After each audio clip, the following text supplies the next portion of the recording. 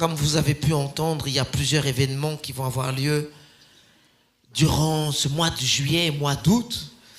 Donc, déjà le samedi 22 juillet, on peut enlever la réverb, merci. Le 22 juillet, nous allons avoir le festival de jeunes. Donc, vous êtes tous conviés à venir à notre église à Paris. Ça commencera à 14h30. Donc, ça, c'est le festival des jeunes qui va avoir lieu cette année. Et d'ailleurs, pour la première fois, nous allons avoir la participation du groupe Néos à Paris. Donc, on va venir les soutenir, les encourager. Donc ça, c'est le samedi 22 juillet. Et puis le lendemain, donc vous allez faire le plein de force, d'énergie. Et le lendemain, nous allons avoir ici dans notre église un couple formidable, béni de Dieu. Il s'agit de Hugor et Laurette pour le séminaire sur la famille. Ça, c'est le 23 juillet. Je suis en train de vous dire le programme de l'été. Après le 30 juillet, journée célébration comme nous aimons avoir dans notre église, où on va avoir de la communion les uns avec les autres, bien sûr autour de la nourriture, barbecue, glace, popcorn, barbe à papa, et ce que vous pouvez aussi préparer. L'église prépare, mais rien ne vous empêche à vous aussi de préparer des choses. Et après le 6 août, le séminaire sur la famille. Ensuite, le 13 août, nous allons avoir le couple Lota Queen Junior, Andy et les Dills et leur équipe. Le 13 août, donc un concert. Et le 20 août, pour la première fois dans notre église, le pasteur Daniel K. Norris, qui vient de quelque part aux États-Unis, mais il sera là, ici, à Chartres, le 20 août. Dieu est bon. Amen. Gloire à Dieu. Alors soyez dans l'expectative. Vous pouvez déjà répandre les bonnes nouvelles autour de vous. Mais croyez-moi, il y a des choses qui vont se passer ici. Et aujourd'hui, me voilà. Et on va aller dans la parole de Dieu. On va aller en Nombre, chapitre 13, verset 1. Donc la semaine dernière, nous avons vu que nous pouvons être laissés à demi-mort.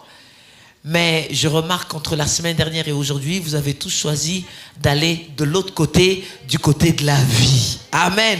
C'est mieux d'être du côté de la vie. Gloire à Dieu. Nombre, chapitre 13, et aujourd'hui on va voir autre chose. Alors ça va être le Nombre, je vais lire du chapitre 13, versets 1 à 3, et après je vais lire du verset 25 à 30. Donc du verset 1 à 3, et ensuite du verset 25 à 30. Je voudrais au passage remercier nos différents départements qui servent dans notre église. Donc nous avons le département de la production audiovisuelle, la PAV, avec des cadreurs que vous pouvez voir qui servent pour permettre à ceux qui sont à distance, si vous êtes en vacances, coucou, on est là, j'espère que vous passez de très bonnes vacances. On a aussi le département du son, on a le département ménage, le département de la librairie, des nouveaux convertis, du covoiturage, de la super église, de la nurserie, du ménage, de l'assistance. Aidez-moi. Le social, libéralité, transport, j'ai déjà dit, librairie, j'ai déjà dit. Enfin, il y a plusieurs départements. Le but des départements et de vous servir. Donc peut-être que vous avez un besoin et vous ne savez pas que dans l'église, nous avons plusieurs personnes qui sont au service pour répondre à ce besoin. Donc n'hésitez pas à vous manifester, soit auprès de votre leader de groupe familial ou de votre mentor si vous en avez un, et si vous n'en avez pas, je vous en recommande. Mais ne restez pas seul avec un besoin isolé. L'église est là pour vous. Nous sommes un corps et le corps est composé de plusieurs membres et chaque membre est au service des autres membres. Alors si vous avez un besoin, que ce soit de nourriture par exemple, ne restez pas seul avec un frigo vide alors que nous avons ici de quoi remplir votre frigo. Ne restez pas seul, isolé à la maison à pied, alors qu'on a une limousine climatisée, Julien, n'oublie pas, pour venir vous chercher. Amen.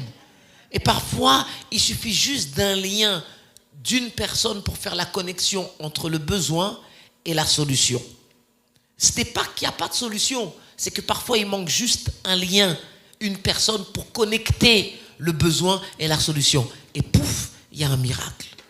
Alors, peut-être que votre miracle n'est pas si loin, n'est pas si distant.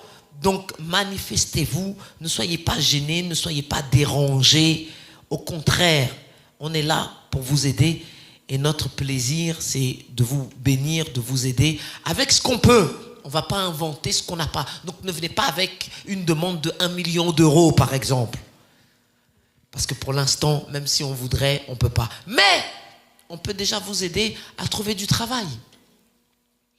On peut vous aider à mettre de l'ordre dans votre vie de plusieurs manières. Et si vous avez besoin d'un rendez-vous avec moi, par exemple, vous allez voir Edouardine. Edouardine, lève-toi.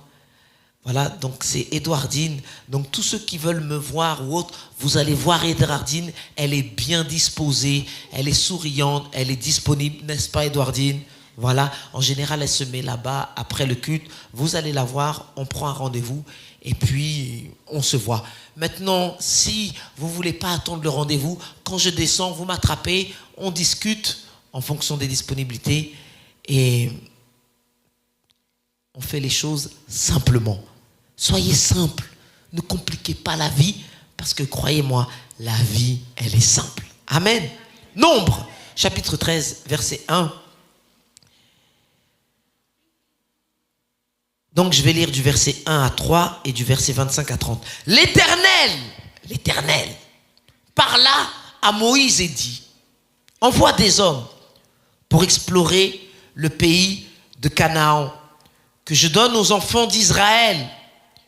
Tu enverras un homme de chacune des tribus de leur père.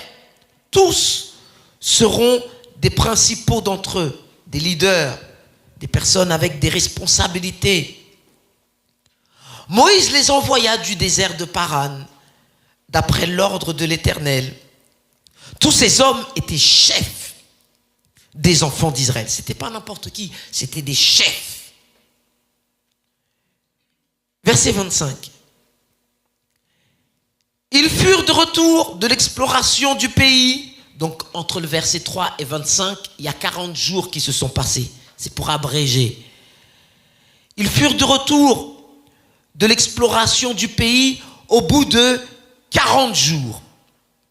À leur arrivée, ils se rendirent auprès de Moïse et d'Aaron et de toute l'assemblée des enfants d'Israël. Pour vous donner un chiffre, ils étaient 600 000 hommes, sans compter les femmes et les enfants. Ce n'était pas une petite assemblée, c'était une grande assemblée.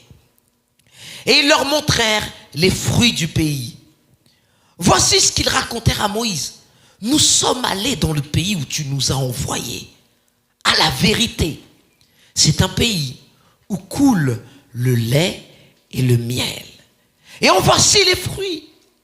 Mais le peuple qui habite ce pays est puissant. Les villes sont fortifiées, très grandes.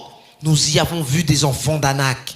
Les Amalicites habitent la contrée du Midi. Les Hétiens, les Jébusiens et les Amoréens habitent la montagne. Et les Cananéens habitent près de la mer et le long du Jourdain. Caleb fit taire le peuple qui murmurait contre Moïse. Il dit, montons, emparons-nous du pays, nous y serons vainqueurs. Mais les hommes qui étaient allés avec lui dirent, nous ne pouvons pas monter contre ce peuple, car il est plus fort que nous. Et ils décrièrent devant les enfants d'Israël le pays qu'ils avaient exploré. Ils dirent, le pays que nous avons parcouru pour l'explorer est un pays qui dévore ses habitants. Tous ceux que nous y avons vus sont des hommes d'une haute taille. Et nous y avons vu les géants, enfants d'Anak, de la race des géants. Nous étions à nos yeux et aux leurs comme des sauterelles. Verset 30. Caleb fit taire le peuple qui murmurait contre Moïse. Il dit, montons, emparons-nous du pays, nous y serons vainqueurs. Dites à quelqu'un, tout près du but. Tout près du but. On va prier. Seigneur, nous voulons avant toute chose reconnaître que tu es Dieu et qu'il n'y a personne qui est comme toi. Tu es souverain, tu règnes. Même si certaines personnes sont incrédules, leur incrédulité ne peut pas annuler ta fidélité. Tu es le créateur des cieux, tu es le créateur de la mer, de tout ce qu'elle renferme. Tu es Dieu tout-puissant. Et c'est en toi que nous plaçons notre foi. C'est en toi que nous décidons de fixer nos regards. Tu es un grand Dieu. Et parce que tu es grand, tu fais de grandes choses. Alors je prie, Père, qu'aujourd'hui, tu puisses faire des miracles dans les corps, des miracles dans notre esprit. Ouvre les yeux de notre cœur afin que nous puissions voir tout ce que toi tu veux que nous voyons. Fortifie-nous par ta parole. Ta parole est la vérité et c'est la vérité qui nous rend libres. Alors je prie au nom puissant de Jésus-Christ que toutes sortes de forteresses religieuses, toutes sortes de forteresses culturelles, tout ce que l'ennemi veut mettre dans notre tête pour nous affaiblir, que ça soit cassé par ton onction et par ton esprit. Viens te manifester au milieu de nous, Seigneur Dieu. Et que la gloire te soit rendue, que la louange te soit rendue. Parce qu'à toi tout l'honneur, toute la puissance, au siècle des siècles, j'ai prié. Et le peuple de Dieu dit un grand Amen. Dites à 2-3 personnes, tout près du but.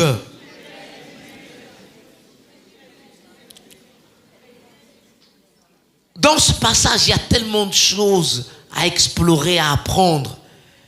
Mais une chose qui est importante, c'est de comprendre que lorsque nous vivons par la foi, vivre par la foi ne veut pas dire être optimiste. Parfois, les personnes confondent vivre par la foi et être optimiste. Parfois, on rencontre des défis de taille et au lieu d'avoir la foi, on ne considère pas la situation.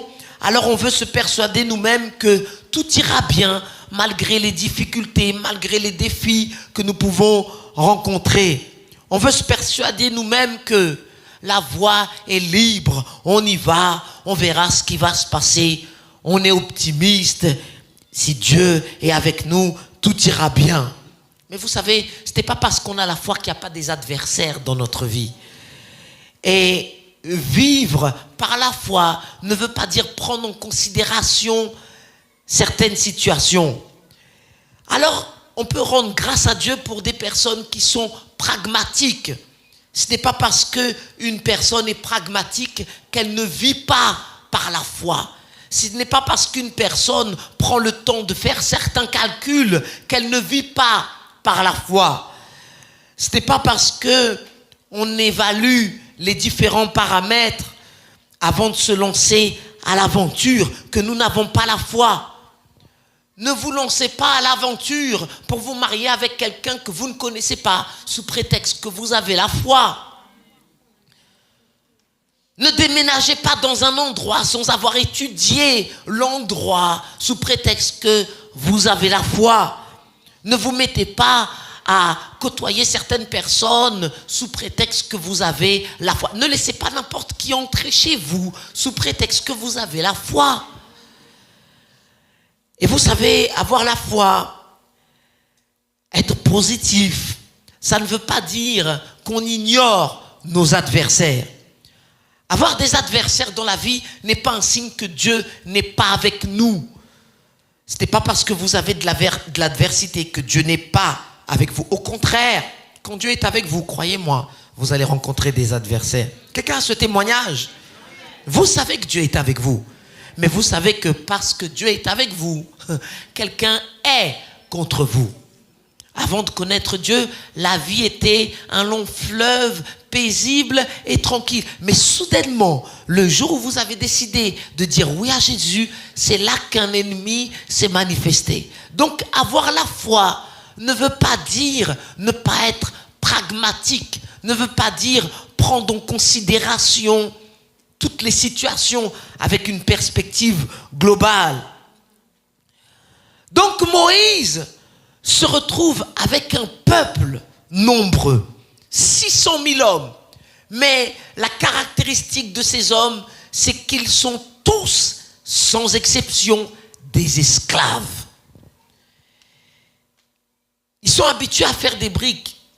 Ils sont habitués à recevoir des ordres d'un patron qui ne les apprécie pas, Pharaon, et qui les déteste. Ils sont habitués à travailler péniblement pour survivre dans le désert. Être esclave, c'est pénible. Et Moïse se retrouve avec 600 000 hommes qui au départ étaient issus de la famille de Joseph. J'essaie de vous mettre dans le contexte pour que vous compreniez où est-ce que nous allons. C'étaient tous des esclaves. Et c'est dur quand on est entouré d'esclaves d'aller dans une direction dans laquelle nous ne sommes pas habitués.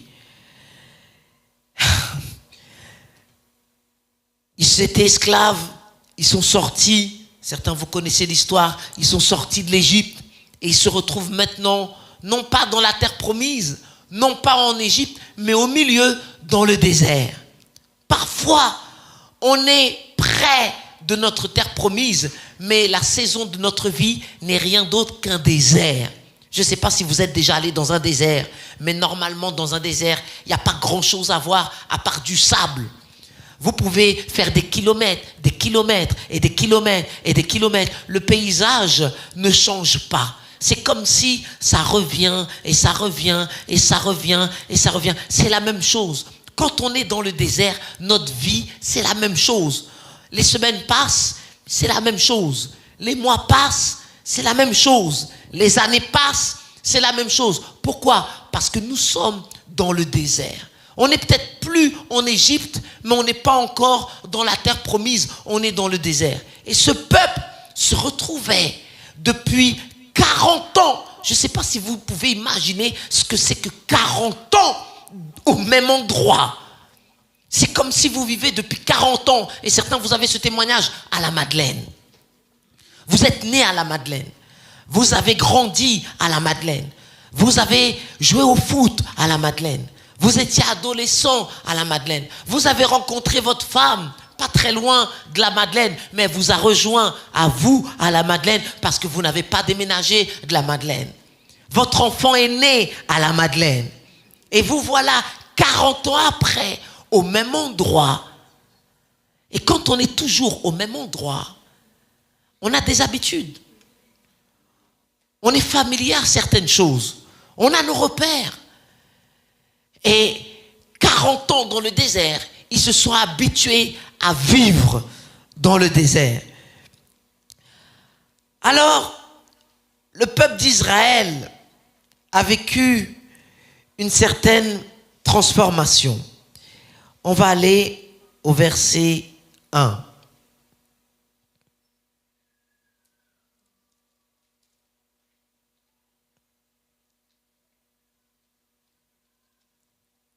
Vous y êtes?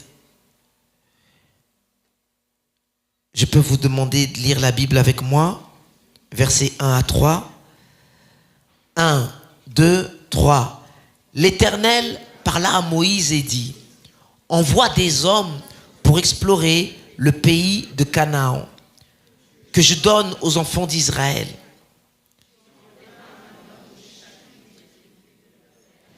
Tous seront... Moïse les envoya du désert de Paran, d'après l'ordre de l'Éternel. Tous ces hommes étaient chefs des enfants d'Israël. Dites avec moi, chef des enfants d'Israël. Chef des enfants d'Israël. Donc, même s'ils étaient esclaves, il y avait eu quand même du changement dans leur vie. Certains sont devenus chefs. Maintenant, c'est dangereux quand vous donnez une position d'autorité à quelqu'un qui n'a pas la mentalité qui va avec la position. C'est dangereux de donner un titre à quelqu'un qui va s'approprier le titre, mais qui n'a pas compris quel est le rôle qui va avec le titre. C'est dangereux d'avoir des enfants sans comprendre ce que c'est que d'être un parent. C'est dangereux de se marier sans savoir quel est le rôle de l'un et de l'autre. Et je pense que la semaine prochaine, vous aurez sûrement des indications à ce sujet. Mais avoir un titre, être appelé chef, ne veut pas dire que je suis un chef. Mais bon, Moïse était entouré de plusieurs personnes et ils étaient 12 choisis par Moïse, le leader de tous ces chefs, pour aller explorer la terre promise. Mettez-vous à la place de ces personnes. Parmi 600 000 esclaves, il n'y en a que 12 qui pourront faire un voyage. Ils devaient se dire entre eux, si Moïse nous a choisis, c'est parce qu'on a quelque chose que les autres n'ont pas. Ne me regardez pas avec des yeux comme ça. Quand il y a une sélection et que vous êtes dans l'équipe et que la majorité ne l'est pas, il y a une certaine assurance. On m'a choisi moi et pas Léa. Alors ils sont 12 choisis pour aller faire un voyage. 12 élus pour aller explorer la terre promise. Maintenant les autres sont tous des esclaves. Eux, ce sont des chefs. Si ma grand-mère est née esclave et que ma mère est née esclave et que moi je suis esclave et que mes enfants sont esclaves, dans notre lignée familiale, notre seul langage, c'est l'esclavage. Donc ça devient une habitude, c'est une marque qui est insérée dans la famille. Et vous savez, quand des choses viennent de génération en génération, en génération, en génération, c'est dur de casser certaines habitudes qu'on a héritées. Certains d'entre vous, vous avez ce témoignage que vous devez vous battre avec des choses. Et maintenant que vous avez grandi, vous réalisez que finalement ces choses étaient déjà avant chez votre prédécesseur. Et puis, si vous avez la grâce de connaître votre grand-mère ou votre grand-père, vous réalisez que finalement, votre maman ou votre père a hérité ça, mais ça venait déjà de quelqu'un d'autre avant, et ainsi de suite. Et puis, à un moment donné, si ces choses sont mauvaises, vous vous dites, oh, moi, ça m'arrivera jamais. Et pouf, vous avez un enfant, et quand vous commencez à regarder votre enfant, vous réalisez que finalement, des choses que vous ne vouliez pas, qui arrivent dans votre vie, sont en train d'arriver peut-être chez votre enfant. 400 ans d'esclavage, c'est 10 générations avec une culture d'esclaves. 400 ans sans liberté, 400 ans avec du travail pénible, 400 ans sous le régime de Pharaon, 400 ans. Et Moïse se retrouve avec 600 000 personnes qui ont vécu 400 ans avec une mentalité d'esclaves. Et Moïse a la responsabilité de faire traverser toutes ces personnes pour les emmener vers la terre promise. Moïse était un homme fort patient, dit la Bible. Et vivre dans une atmosphère avec plus de 600 000 esclaves, c'est pas évident pour un homme de Dieu. Ce n'est pas réjouissant pour un pasteur. Parce qu'un esclave n'a pas d'initiative. Un esclave, il est habitué à recevoir des ordres par contrainte. Quand il reçoit une instruction, ce n'est pas pour son bien qu'il reçoit l'instruction. Il est habitué à recevoir des instructions par contrainte, de force. Un esclave, il est habitué à être maltraité. Il ne sait pas ce que c'est que d'avoir des personnes qui vont lui parler avec politesse, avec courtoisie, comme c'est le cas dans notre église. Quand vous arrivez, nous avons une équipe de l'accueil. Et en général, je dis bien en général, ils sont bien disposés. D'ailleurs, on devrait applaudir, oui, on devrait applaudir l'équipe de l'accueil, parce qu'ils sont bien disposés. Parfois, vous arrivez avec une tête fâchée, mais quand vous les regardez, vous avez envie de sourire. Gloire à Dieu. Et puis, il y a notre sœur qui nous manque. J'espère qu'elle va revenir bientôt. C'est Eden. Donc, Eden, si tu es là quelque part, plein de bisous à toute la famille. Mais un esclave, il n'a pas la notion de conquête, de victoire, de force. Non, il est né esclave. Il a vécu dans une famille d'esclaves. Alors la seule chose qu'un esclave veut, c'est survivre. Il veut juste survivre. Il veut juste avoir de quoi manger. Chaque jour, ce qui n'importe, c'est qu'il ait sa ration de nourriture. Et d'ailleurs, c'est ça que le peuple d'Israël, quand vous lisez, a fait tout au long de leur traversée avec Moïse. Ils se sont plaints, non pas pour rentrer dans la terre promise, ils se sont plaints pour manger. Vous avez déjà été dans un long voyage avec des personnes dans votre voiture qui se plaignent pour manger. On a faim. Quand est-ce qu'on s'arrête? Vous voulez les amener dans une destination. Vous voulez les emmener à la plage. Mais tout ce qu'ils veulent, c'est manger. Vous voulez leur faire apprécier le paysage. Vous leur dites, regardez, ça c'est la forêt. Ils n'ont que faire, ils veulent manger. Quand le ventre est vide, même si le paysage est beau, ce qu'on veut, c'est manger. Manger. Madame, vous pouvez avoir la plus belle coiffure que vous n'avez jamais faite. Mais si votre mari a faim, il ne verra même pas la différence dans vos cheveux. Parce qu'un homme, quand il a faim, tout ce qu'il veut, messieurs, aidez-moi. Quelqu'un parle avec moi. Tu as remarqué ma coupe de cheveux? Hein? Le poulet, il est prêt? Mais Dieu ne nous appelle pas à la survie. Dieu nous appelle à la conquête. Dieu ne nous appelle pas à juste vivre pour manger. Dieu nous appelle pour être rassasiés. C'est pour ça que Jésus a dit, je suis venu vous donner la vie, mais la vie en abondance. Vous vous plaignez parce que vous avez faim. Moi, je vais vous montrer que je suis un Dieu d'abondance. Alors, je vais faire pleuvoir des seaux de KFC sur vos têtes. Vous allez manger des Thunders. Les Thunders vont vous sortir par les narines. Je ne sais pas s'il y avait de la sauce salsa, s'il y avait de la sauce too hot for you, s'il y avait la sauce épicée. Je ne sais pas. Mais tout ce que je sais, c'est que quand Dieu est en face d'un peuple qui se plaint, et quand Dieu en a assez, vous avez faim, voilà, allez, tenez. C'est ça que vous voulez? Vous n'êtes pas intéressé pour la terre promise, vous voulez juste manger?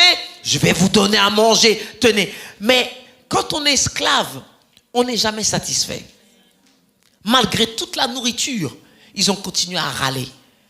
Mais là, Dieu veut les emmener quelque part. Dieu veut les emmener dans une terre promise. Alors, quoi faire lorsque votre entourage ne fait que murmurer, se plaindre? C'est simple, soyez comme Moïse. Et Moïse avait un secret. Non seulement il était patient, mais il était réceptif à la parole de Dieu. Il était réceptif à la bonne nouvelle. Et la bonne nouvelle, c'est l'évangile. Même si tout le monde se plaint autour de vous, sachez que vous, si vous avez l'évangile, tout ira bien dans votre vie. Même si les gens râlent au sujet de ce qui se passe actuellement dans notre pays, et croyez-moi, il y a de quoi râler avec tout ce qui est en train de se passer. Mais tant que j'ai la bonne nouvelle, tant que j'ai l'évangile, je peux aller de l'avant.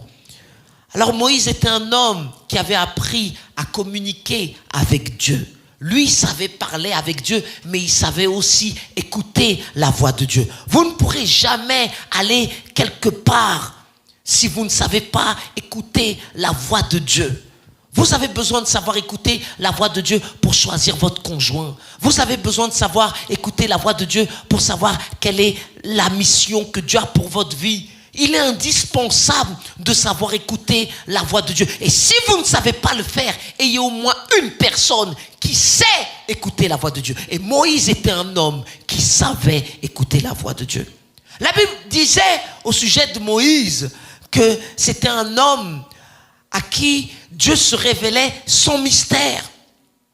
Dans le chapitre précédent, il y a Myriam et Aaron qui se plaignent au sujet du choix de Moïse parce qu'il a choisi une femme éthiopienne pour traduire dans le 21e siècle. C'est comme si quelqu'un est congolais et il choisit une femme de la Côte d'Ivoire. Oh, croyez-moi, si dans la famille, tout le monde est congolais, les enfants, et que c'est dur de casser certaines habitudes.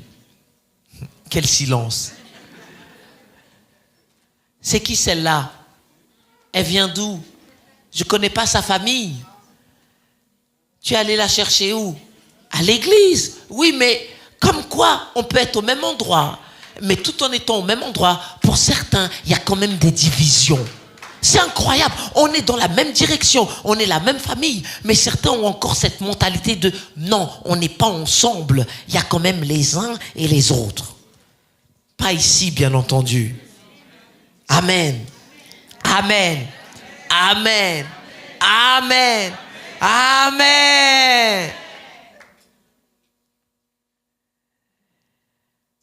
Alors Moïse savait écouter la voix de Dieu.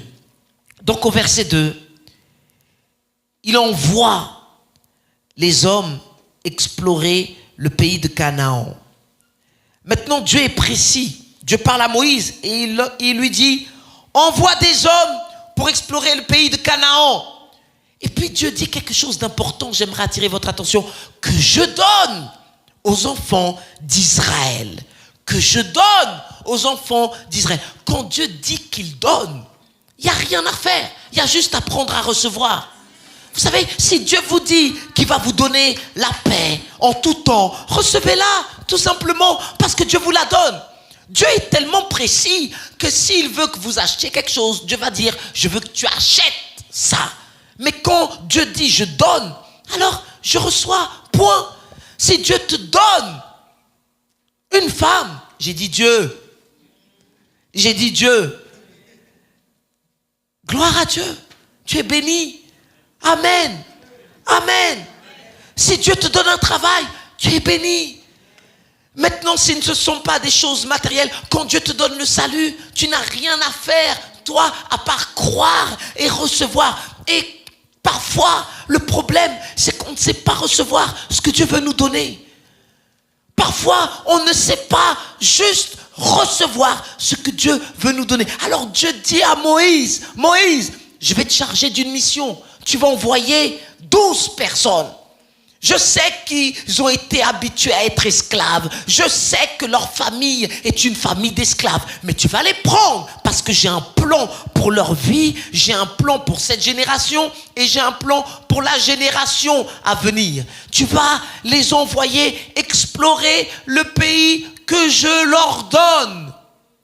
Ils n'ont pas à travailler pour entrer dans ce pays. Ils n'ont pas à faire des sacrifices pour entrer dans ce pays. Ils n'ont pas à jeûner pendant 40 jours pour entrer dans ce pays. La seule chose que je leur demande, c'est d'aller l'explorer. Qu'ils fassent une visite. Qu'ils aillent voir à quoi ça ressemble. Donc, ça c'est l'instruction de Dieu. Tu enverras un homme de chacune des tribus de leur père, verset 2. Tous seront des principaux d'entre eux. Alors Dieu est spécifique, Dieu choisit des leaders, parce que Dieu sait très bien que si les leaders vont dans une direction, ceux qui sont derrière vont suivre. Attention aux leaders que vous êtes en train de suivre. La Bible dit ainsi, un aveugle ne peut pas conduire des aveugles.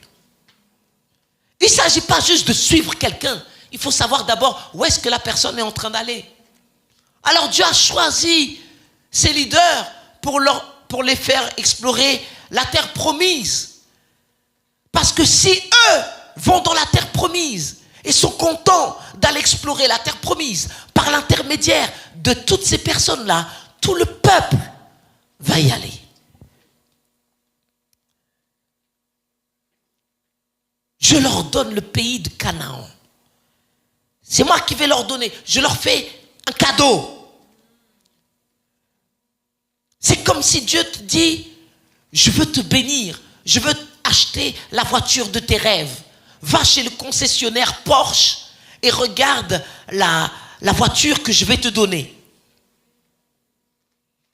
Vous imaginez, vous avez un ami comme ça, qui le jour de votre anniversaire, il vient vous voir et il vous dit, tu es un ami de longue date, je t'aime tellement que j'ai envie de te bénir. Alors, s'il te plaît, va chez le concessionnaire, celui que tu aimes, celui que tu apprécies, et regarde la voiture que je vais te donner. Vous allez y aller comment? Entrer dans la pâte ou vous allez courir? Oh là là là là. Si l'un d'entre vous, je suis en train de vous donner des idées, des aspirations. Si un jour vous voulez me bénir, oh là là là là, et que vous me faites cette déclaration, je vous assure, je cours, sans consulter ni la chair ni le sang, je cours. Alléluia. Va voir la maison que je vais te donner. Va voir la maison avec la piscine que je vais te donner. Va voir le travail que je vais te donner. Ce travail où tu as déjà ton bureau. Il y a même la télé dans le bureau. Il y a le canapé en cuir que tu aimes. Il y a un petit frigo. Comme ça, en été, tu peux manger des glaces. Alléluia. Va juste voir. Va simplement voir. Surprise. Alors, avant qu'on puisse goûter à quelque chose, Dieu veut nous faire visualiser la chose. Qu'est-ce que tu es en train de visualiser de la part de Dieu? Qu'est-ce que tu es en train de voir de la part de Dieu?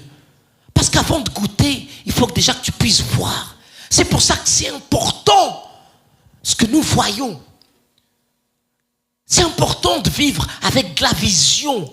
Parce qu'il y a de la puissance quand tu vois quelque chose qui vient de la part de Dieu. Non seulement tu l'as vu, mais ça devrait susciter chez toi une envie de te l'approprier. J'ai vu mon mariage. J'ai vu ma bénédiction.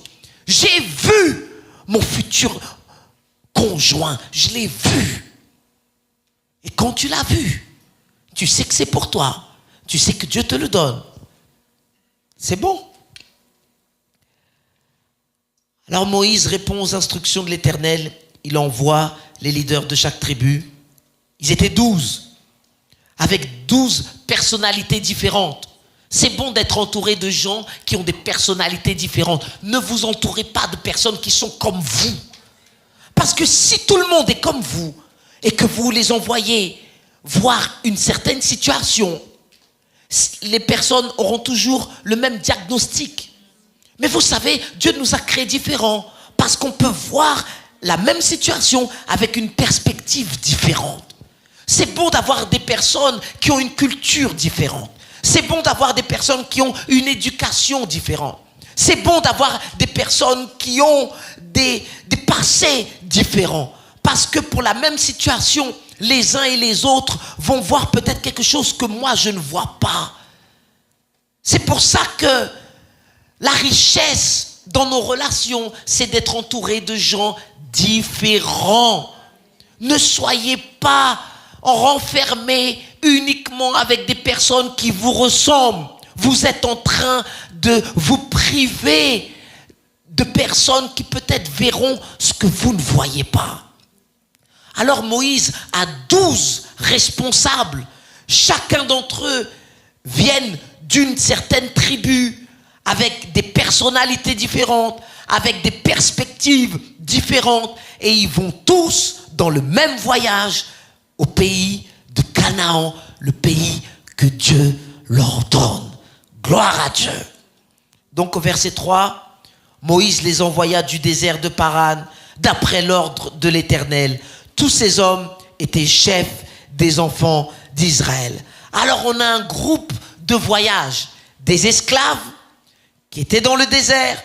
Ils sont devenus des leaders de tribus et ils vont faire un voyage pour explorer la terre promise. Je ne sais pas à quoi ça devait ressembler, mais ça devait être folklorique. Des personnes qui ont été longtemps dans les dettes, ils vont voir la terre promise. Des personnes qui ont séjourné longtemps avec une mentalité de manque, ils vont voir la terre promise. Des personnes qui ont été longtemps habituées à se plaindre, à écouter des plaintes, des murmures, c'est eux qui vont voir la terre promise. Des personnes qui sont habituées à avoir juste un tout petit peu, vivre dans la disette, c'est eux que Dieu envoie pour aller voir la terre promise. Et là, les problèmes commencent. Parce que quand j'entre dans un nouveau niveau avec une vieille mentalité, il y a des chocs. Quand j'entre dans le mariage et que je m'entête à avoir la mentalité de célibataire, il y a des chocs. Comme quoi, on peut être physiquement dans un endroit avec la mentalité qui n'est pas en accord avec l'endroit. Où êtes-vous dans votre vie? Peut-être que vous êtes positionné physiquement dans l'endroit où Dieu veut que vous soyez. La question c'est, est-ce que votre mentalité est en accord avec l'endroit? Je peux être responsable d'un département et me comporter comme un simple membre d'un département. J'ai la position, j'ai le titre, mais je n'ai pas la mentalité qui va avec. Je peux être un pasteur avec la mentalité d'une brebis. J'ai peut-être la position, j'ai peut-être le titre, mais je n'ai pas la mentalité qui va avec. Je peux être un père physique et être encore dans la mentalité du quartier avec les copains. Alors tout ce que je veux, au lieu de prendre soin de mes enfants, c'est passer du temps avec les copains. Vous savez, vous pouvez être physiquement dans un endroit avec la mauvaise mentalité. Envoyer 12 esclaves explorer la terre promise ne veut pas dire qu'ils vont se rendre compte de l'opportunité qu'ils ont. Parfois, on est tout près d'une opportunité, mais ce qui empêche qu'on vive pleinement ce que Dieu a prévu, c'est notre mentalité. Vous pouvez emmener quelqu'un physiquement voir certaines choses, mais tant que cette personne n'a pas renouvelé sa mentalité, il n'y a pas de changement. Vous pouvez emmener quelqu'un à l'église et semaine après semaine, la personne est physiquement à l'église. Elle écoute la parole. Mais vous savez, la Bible dit que nous sommes appelés à renouveler notre intelligence afin de discerner quelle est la volonté de Dieu. Il y a des personnes qui n'arrivent pas à discerner la volonté de Dieu parce que leur mentalité n'est pas renouvelée. Dieu peut m'emmener physiquement dans un endroit, mais c'est ma responsabilité de renouveler ma mentalité. Et un esclave avec une mentalité d'esclave qui va explorer la terre promise, on ne sait pas quel type de rapport cette personne va faire. C'est dur d'être un employeur avec une mentalité d'employé. C'est dur d'être un étudiant avec une mentalité d'étudiant et de se retrouver salarié. Certains veulent ouvrir une entreprise, mais vous avez une mentalité de fonctionnaire. Oh, je sais que vous n'allez pas aimer, et certains, vous allez vouloir me lapider. Mais vous savez, écoutez-moi, être responsable d'une entreprise, ce n'est pas vivre avec des horaires fixes. C'est vivre avec une mission.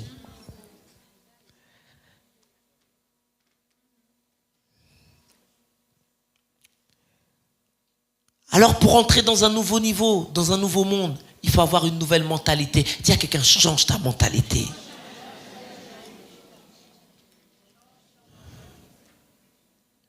Venir à l'église, c'est bien, mais il faut que je change ma mentalité. Être au bon endroit, c'est bien, c'est super, gloire à Dieu, mais il faut que ma mentalité change. Alors Dieu les envoie explorer la terre promise. Mais ce sont des esclaves. Chefs peut-être, mais esclaves. Leaders peut-être, mais toujours leaders d'esclaves. Ils ne sont pas habitués à conquérir. Ils ne sont pas habitués à remporter des batailles. Ils ne sont pas habitués à avoir de l'initiative. Ils ne sont pas habitués à avoir du drive. Ils ne sont pas habitués à courir d'eux-mêmes. Ils sont toujours habitués à ce que quelqu'un leur dise quoi faire, comment faire. Et si cette personne n'est pas là, alors ils sont perdus. 400 années d'esclavage ne se remplacent pas avec 40 jours de liberté. 400 années d'esclavage, de souffrance ne peuvent pas se remplacer avec 40 jours de vacances. Certains, vous allez en vacances, vous allez dans le bon endroit, mais vous êtes tellement préoccupé dans votre tête que 40 jours de vacances ne vous suffisent pas. Et en fait, vous allez en vacances et quand vous revenez, parfois c'est même pire qu'avant que vous soyez parti. On peut être au bon endroit, mais il faut avoir la bonne mentalité. Après ces 40 jours de voyage, verset 25, Quelqu'un est vivant? Si vous êtes vivant, dites Amen. Vous savez qu'ici, vous êtes au bon endroit. Mais être au bon endroit ne suffit pas. Il faut avoir la bonne mentalité.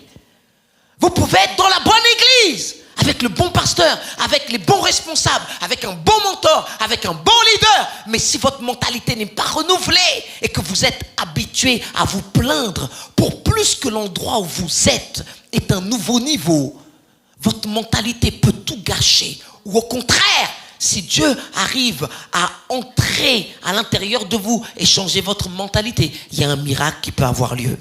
Tu n'es pas si loin du miracle que tu penses. Parfois, on est tout près et on ne le sait même pas. Alors, au verset 25, ils reviennent de voyage. Ils reviennent de vacances. Ils furent de retour de l'exploration du pays au bout de 40 jours. À leur arrivée, ils se rendirent auprès de Moïse et d'Aaron et de toute l'assemblée des enfants d'Israël à Kadès, dans le désert de Paran. Ils leur firent un rapport ainsi qu'à toute l'assemblée et ils leur montrèrent les fruits du pays. Alors les voilà devant toute l'assemblée des enfants d'Israël après 40 jours d'exploration. Dites avec moi 40 jours. C'est une chose de quitter la Madeleine, d'aller en vacances. Mais quand vous rentrez de vacances et que vous retournez à la Madeleine, il y a comme un certain regret. Pourquoi je suis rentré? C'était bien l'endroit où j'étais. On avait la formule all inclusive. Je ne sais pas si vous connaissez cette formule. On vous donne un bracelet et il y a des hôtels qu'on appelle all inclusive. Si vous avez l'opportunité, ayez des vacances all inclusive. Vous n'avez pas besoin de penser à faire à manger. Parce que voyez-vous, on peut être au bon endroit.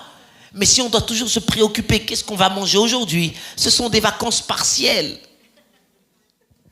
Mais quand vous avez la formule all inclusive, vous descendez, il y a la piscine, vous vous asseyez, il y a un bar et il y a un barbecue et on fait des hot dogs, des burgers. Vous n'avez même pas besoin de vous poser la question combien ça coûte. Vous avez le bracelet, vous arrivez avec le bracelet et on vous sert tout ce que vous voulez. Oh Seigneur, 40 jours de détente, 40 jours de repos, 40 jours de bien-être. 40 jours où ils ont pu s'évader, ils ont pu sortir du sable continuel, ils ont pu sortir des murs en murs. Vous imaginez 600 000 personnes dans le même endroit, il devait y avoir du bruit, des odeurs, mes amis. Il n'y avait pas toutes les infrastructures que nous avons aujourd'hui, il n'y avait pas des canalisations. Alors 600 000 qui vont aux toilettes, oh là là là là là là là là. Ça devait être incroyable. Et j'imagine les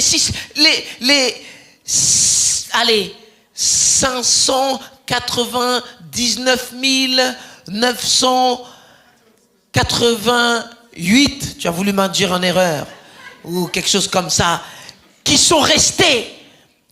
C'est comme vous et moi, quand on reste et qu'on reçoit une carte postale, où on regarde les stories des autres qui sont en train de se la couler douce à la plage. Et nous, on sait que le matin, on va travailler. Et on les voit en vacances. Il y a quand même... Je sais que Dieu nous dit de ne pas être jaloux. Mais parfois... Non, est-ce qu'on peut être vrai? Parfois, vous regardez certaines stories et vous vous dites... Ouah. Et puis certains, ils y vont à fond la caisse. Ils vous montrent leur excursion en bateau. Ils vous montrent les animaux qu'ils ont vus au zoo. Ils vous montrent les hôtels. Ils vous montrent le restaurant. Après, on ne sait pas si c'est vrai ou faux. Mais en tout cas, on voit. Ils vous montrent des chambres luxueuses. Et vous, vous êtes là et vous vous dites... Ah. Et quand ils rentrent, il y a comme... Ah, maintenant c'est fini, hein. Vous leur demandez alors comment c'était, mais au fond de vous, vous leur demandez comment c'était, mais vous êtes content qu'ils soient rentrés, non pas parce que vous voulez les voir, mais parce que vous êtes content qu'ils soient au même endroit que vous. Comment ça se fait que toi tu as quitté la Madeleine pour aller en vacances? Te voilà de retour. Ah, ça y est, tu es rentré. Dans le ah, tu es rentré, c'est ah, c'est fini pour toi les vacances. Alors, les 12, ils ont passé 40 jours à explorer la terre promise. Ils reviennent devant les 600 000. Ils reviennent où? Dans le même désert où ils sont partis. C'est que voyez-vous, on peut partir en vacances, mais quand on rentre au même endroit, on va raconter notre voyage. Alors ils commencent, et c'est vrai, ils racontent leur voyage. Regardez ce qu'ils disent, verset 27. Voici ce qu'ils racontèrent à Moïse. Nous sommes allés dans le pays où tu nous as envoyés. Je rectifie. Ce n'est pas le pays où Moïse les a envoyés. C'est le pays où l'Éternel les a envoyés par Moïse.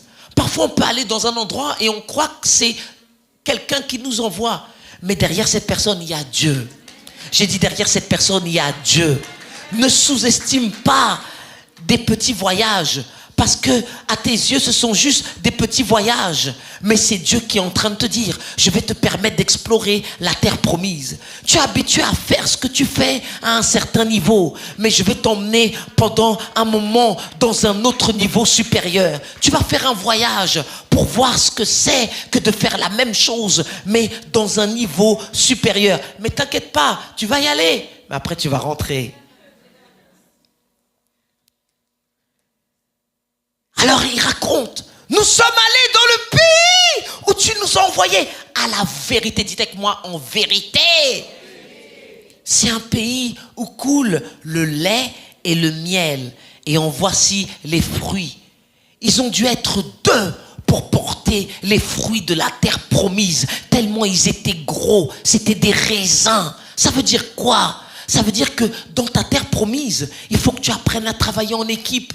Parce que la bénédiction qui t'attend dans la terre promise, elle est trop grande pour toi tout seul. Oh. Il faut que tu apprennes à travailler en équipe. Parce que quand tu vas entrer dans ta terre promise, tu ne pourras pas y arriver tout seul. Tu auras besoin d'un collègue pour t'aider à prendre la bénédiction qui t'appartient. Certains d'entre vous, vous avez des bénédictions qui vous attendent dans la terre promise. Mais vous avez besoin d'apprendre à travailler en équipe. Parce que vous ne pourrez jamais porter le poids de la bénédiction tout seul. Tu es habitué à manger un certain genre de fruits. Mais il y a une autre dimension de fruits. C'est pour ça que dans notre église, on a besoin de travailler en équipe. Peut-être que les uns font une chose, mais on va travailler en équipe pour que dans notre terre promise, on puisse porter la bénédiction.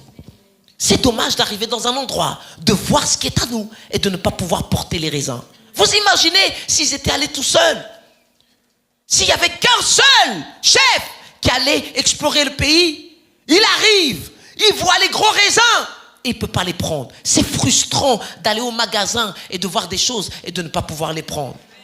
C'est frustrant d'aller dans un endroit, de voir un vêtement qui nous plaît, de regarder l'étiquette et de ne pas pouvoir. C'est frustrant de regarder des sites de vacances, de voir des destinations où on pourrait aller en Tanzanie. Et finalement, quand on regarde notre portefeuille, on ne peut pas y aller. Mais si vous avez un ami bien disposé qui est prospère, qui donne sa dîme, qui est béni, et qui vous dit, tu aimerais un jour partir en vacances? Vous savez que ça existe. Je sais, quand on est habitué à des personnes qui viennent nous voir pour nous demander de l'argent, on a du mal à concevoir ça. Dire à quelqu'un, ça existe. Il y a des gens généreux, croyez-moi, ça existe. Il y a des gens qui ne viennent pas pour recevoir, ils viennent pour donner, ça existe. Il y a des gens qui ne viennent pas pour se plaindre, ils viennent pour arranger les choses, pour améliorer les choses, ça existe. Il y a des gens qui ne viennent pas juste pour murmurer, pour critiquer ce qui se passe. Non, ils viennent pour contribuer de façon à ce que les choses soient meilleures, ça existe. Il y a des gens qui ne veulent pas ton mal, ils veulent ton bien, ça existe. Il y a des gens qui ne viennent pas pour te vider ton énergie, mais pour te donner de l'énergie, ça existe. Il y a des gens qui ne viennent pas pour t'affaiblir, ils sont là pour te fortifier, ça existe. Il y a des gens qui ne soupçonnent pas le mal, ils ont de bons projets pour toi, ça existe. Alors 40 jours de voyage, ils avaient de quoi raconter à Moïse. On est allé dans le pays où tu nous as envoyés. C'est un pays où coule le lait et le miel. Alors l'expression pays où coule le lait et le miel, c'est une métaphore. Ça parle d'abondance. Ça parle de fertilité. Le lait, ça symbolise la richesse, l'abondance des pâturages. Ça veut dire qu'il y a des troupeaux. Il y a de quoi avoir de l'abondance. Il y a une terre promise qui nous appartient, Église. Et dans cet endroit, il y a de l'abondance. Un pays où coule le lait et le miel. Ça existe. Dites à quelqu'un, ça existe. Le miel, ça symbolise la douceur, la délicatesse des fruits.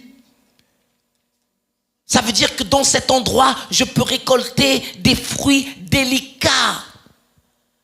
Alors cette expression, elle est utilisée pour souligner les bienfaits que Dieu avait promis de donner à son peuple, à condition qu'ils obéissent au commandement. Si tu obéis à la voix de l'Éternel ton Dieu, alors voilà ce qui t'attend. Si tu apprends à obéir, tu verras que tu vas entrer dans un pays où coule le lait et le miel. Est-ce que quelqu'un a un témoignage?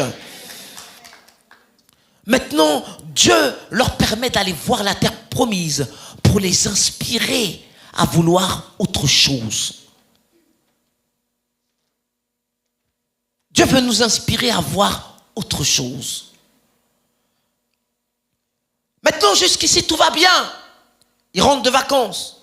Ils sont sous l'effet de l'euphorie du voyage. Ils ont vécu des moments extraordinaires.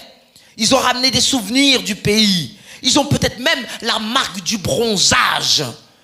Quand on rentre de vacances, certains, on les voit bronzés. Et ils veulent afficher leur bronzage. Bon, certains, on est bronzés déjà de nature. Gloire à Dieu. Mais il y en a d'autres qui aiment s'exposer au soleil.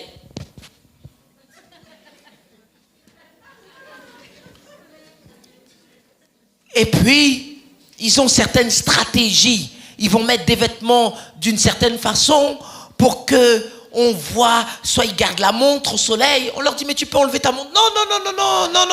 Non. Et puis, quand ils rentrent de vacances, ils mettent un t-shirt, ils enlèvent la montre. Comme ça, on voit là, ah, tu es parti en vacances? Oui, comme si de rien n'était. Oui. Mais tu es parti où? Ah, mais j'étais allé aux Bahamas, gloire à Dieu. Et ça s'est passé comment? C'était magnifique. Waouh, tu as un joli teint. Mais qu'est-ce que tu as mangé là-bas? Oh, j'ai mangé tellement de bonnes choses. Et puis soudain, pendant que vous racontez votre voyage, vous regardez autour de vous et vous voyez les gens pâles. Il n'y a plus de soleil. Il n'y a que de la grisaille. Ils ont la même tête. Vous avez quitté pour aller vous échapper en vacances, mais vous revenez à l'endroit. Et puis, au départ, vous racontez vos vacances, vous êtes content. Et soudain, l'ambiance commence à être familière. C'est dangereux. Écoutez-moi, quand on a été explorer un nouveau niveau, mais qu'on revient entouré de gens qui n'ont pas vu ce que nous avons vu. C'est conflictuel de parler à des gens de choses qui n'ont pas vu encore. C'est dur de parler de conquête à des gens qui n'ont jamais vu la conquête. C'est dur de parler de bonheur à des gens qui ont vécu que dans la tristesse.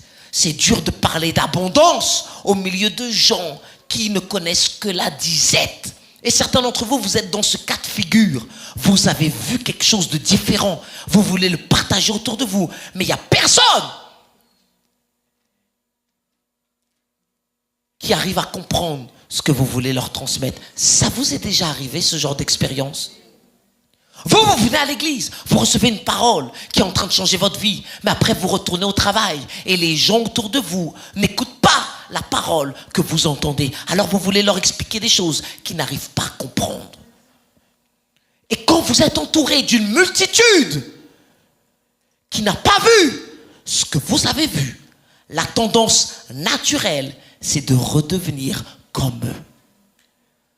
Certains, vous voulez sortir de votre monde, mais vous êtes entouré des mêmes personnes.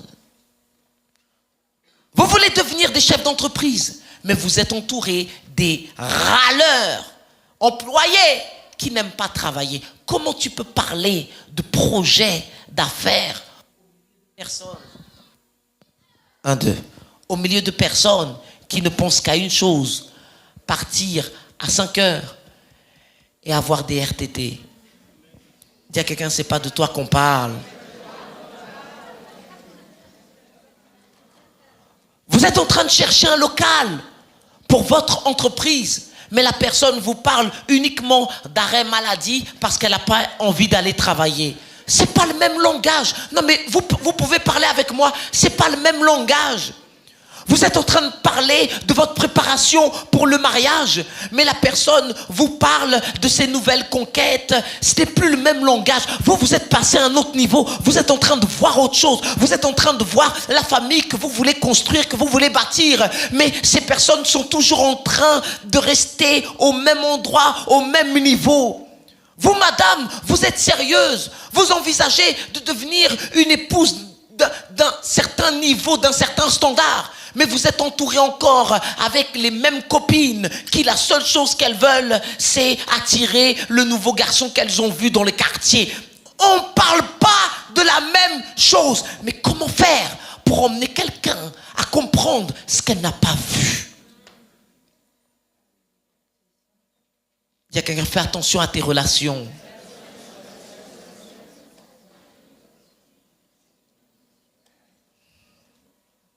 Alors au départ, le témoignage, il est bon, parce qu'ils sont tout frais, ils reviennent de vacances. Mais quand ils regardent à gauche, ils voient des visages sombres. Ils regardent devant, ils voient des visages sombres. Ils regardent derrière, ils voient des visages sombres. Ils regardent à droite, ils voient des visages sombres. Soudain, le voyage qu'ils ont fait, ils commencent à l'oublier. Et ils reprennent le même langage qu'ils avaient avant de partir. Comme quoi, Dieu peut nous emmener dans un nouveau niveau. Mais si notre entourage ne change pas, ce nouveau niveau ne va pas durer.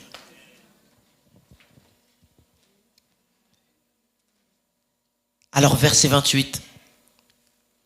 Mais le peuple qui habite ce pays est puissant. Voilà, ça change. Tout allait bien. Mais maintenant, le discours change. Les villes sont fortifiées, très grandes. Nous y avons vu des enfants d'Anak, les Amalécites. Et là, ils commencent à se plaindre comme les autres. Les Amalécites habitent la contrée du Midi. Les Hétiens, les Jébusiens et les Amoréens habitent la montagne. Et les Cananéens habitent près de la mer et le long du Jourdain. Il suffit d'un verset pour arriver à « mais le peuple ».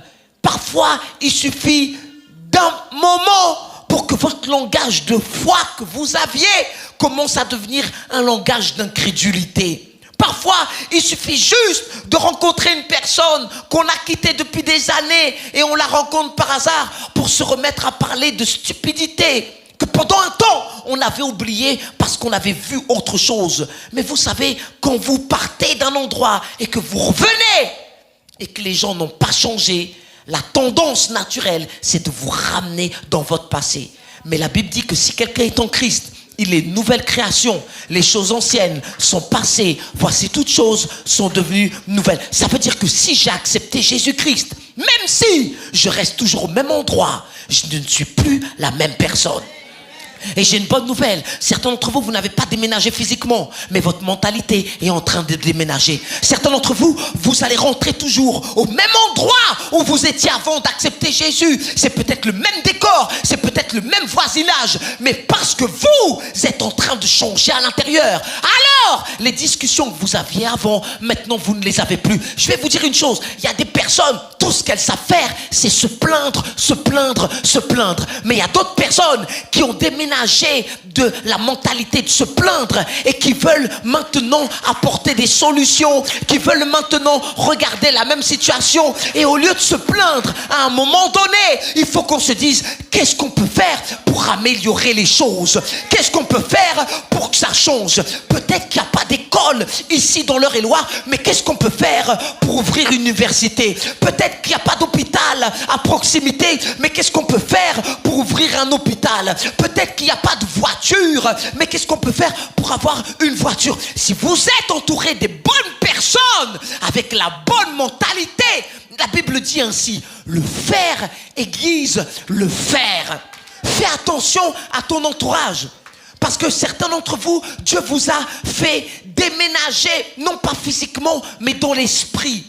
Vous n'êtes plus au même niveau. Vous n'avez plus la même mentalité. Vous n'avez plus la même perspective au sujet des choses de la vie. Vous ne regardez plus les obstacles comme les autres regardaient les obstacles. Vous êtes passé à un autre niveau. Et il y a des gens qui veulent vous ramener en arrière. Mais toi, ne retourne pas en arrière. Dis à quelqu'un, ne retourne pas en arrière. Ne retourne pas en arrière. Tu peux venir me voir pour te plaindre de la sœur, mais la personne qui avait l'habitude de se plaindre, elle a changé de niveau. Je ne vais plus passer mon temps à me plaindre. À un moment donné, je sais ce que je veux dans la vie. Je ne vais plus passer mon temps à regarder ce qui ne va pas. Parce que quand j'ai vu ma terre promise, tu peux me parler de ce qui ne va pas dans le désert, mais je ne suis plus dans le désert. Je suis revenu dans le désert, mais ce n'est pas pour rester dans le...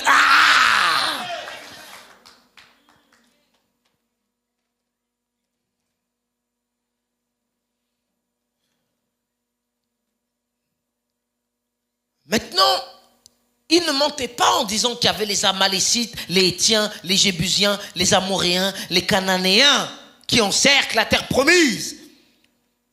Ils étaient juste en train de dire, on a trop d'ennemis, Moïse.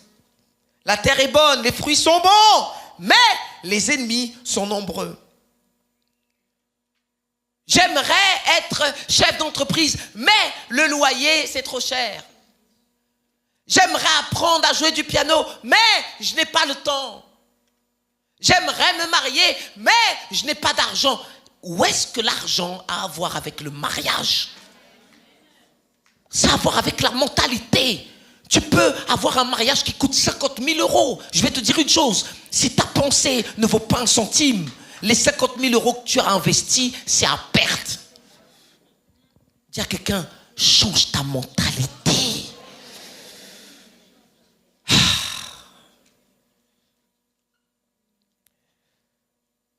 Alors oui, il y aura des ennemis.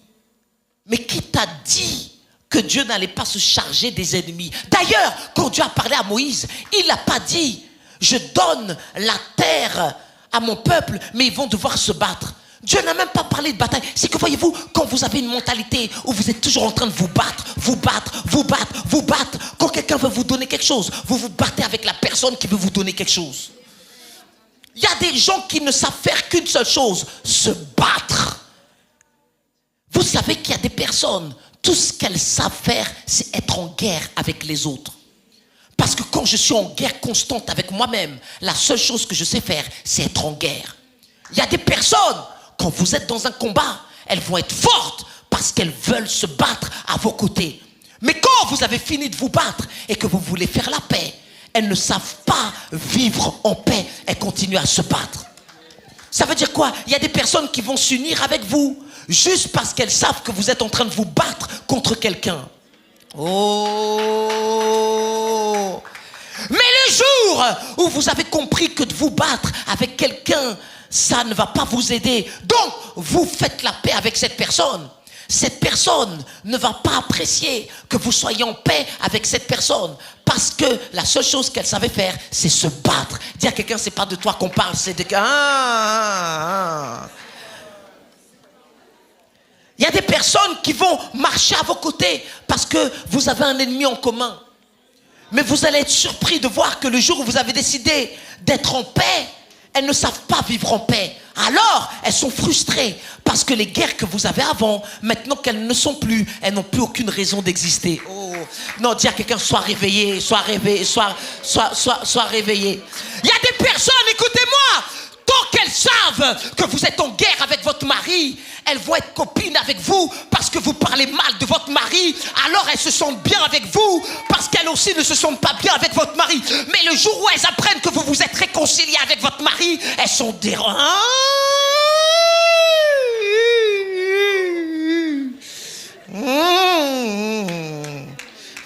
Je parle du mari pour ne pas parler du pasteur.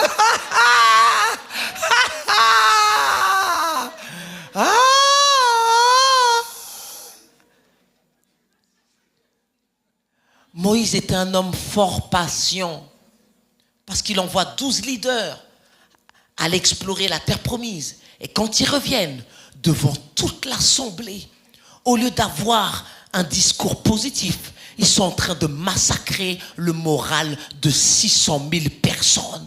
Vous imaginez de vivre avec des leaders pessimistes,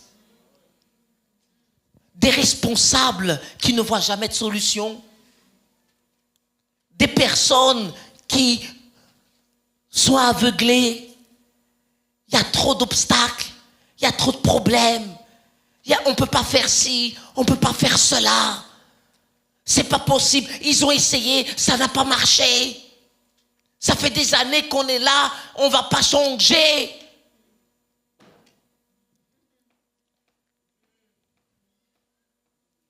J'ai passé mon permis, je ne l'ai pas eu, alors je laisse tomber. De toute façon, ça ne sert à rien que toi aussi tu le passes, parce que les gens négatifs veulent que vous aussi vous soyez négatifs. Écoute-moi, ce n'est pas parce que ça s'est mal passé avec toi que ça va mal se passer avec moi. Amen.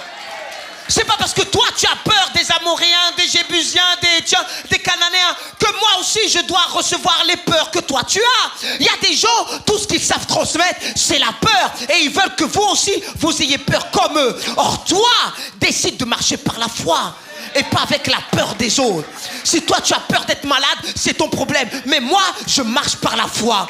Si toi tu as peur d'être pauvre, c'est ton problème. Mais moi, je marche par la foi et pas par la vue dans le nom de Jésus. Si toi tu as peur de l'avenir, c'est ton problème. Mais moi, je sais que mon Dieu, il a des projets de paix et non de malheur, afin de me donner un avenir et de l'espérance.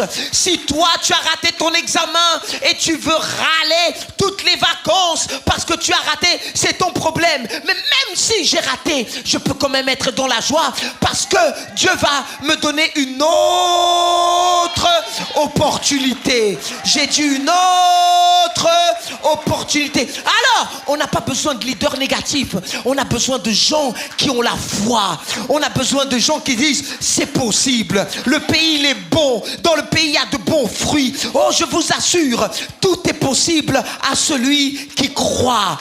Tout est possible à celui qui croit. Et c'est pas parce qu'il y a des ennemis autour de ma terre promise que Dieu ne va pas se charger de mes ennemis. Dieu n'a pas dit c'est à toi de te battre. Dieu a dit je leur donne le pays. Maintenant, Dieu n'a pas exclu qu'il y avait des adversaires devant le pays, mais Dieu se charge lui-même de mes adversaires. Oh. Il y a des moments dans ta vie où il faut que tu apprennes à te reposer et à laisser Dieu combattre pour toi. Il y a des moments dans ta vie où il faut que tu laisses Dieu combattre pour toi. Peut-être que les gens vont dire des choses négatives à ton sujet, mais laisse Dieu combattre pour toi. Peut-être qu'il y a des gens qui auront un rapport négatif te concernant, mais laisse Dieu combattre pour toi. Peut-être que le diagnostic de ta famille te concernant, c'est que tu ne vaux rien, tu n'es bon à rien, mais laisse Dieu combattre pour toi. Quand mes yeux sont fixés sur ma terre promise, je n'ai pas les yeux en même temps rivés, focalisés sur mes ennemis. Oui, il y a des ennemis dans ta terre promise, mais tu as un grand Dieu qui est capable de mettre en déroute toutes sortes des ennemis. Ah! Il y a les Amoréens, les Jébusiens, et nanana, et nanana. Et Dieu, il est où? Dans tout ça.